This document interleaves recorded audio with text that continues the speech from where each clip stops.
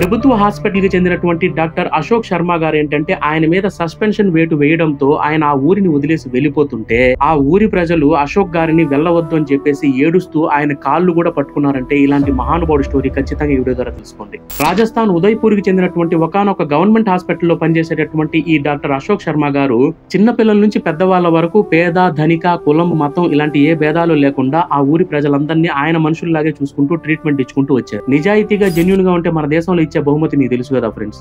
ఒక రోజు కోటీశ్వరుడైనటువంటి విఐపి ఒకరు ఆయన ట్రీట్మెంట్ కోసం వస్తే ఈ అశోక్ గారు ఏంటంటే ఆ విఐపిని మీరు లైన్ లో రండి, నేను ఒక పేద రైతుకి ట్రీట్మెంట్ ఇస్తున్నాను, సో మీరు లైన్ లో వస్తే మాత్రమే నేను చూస్తానని చెప్పడమే ఈయన చేసినటువంటి పెద్ద తప్పు.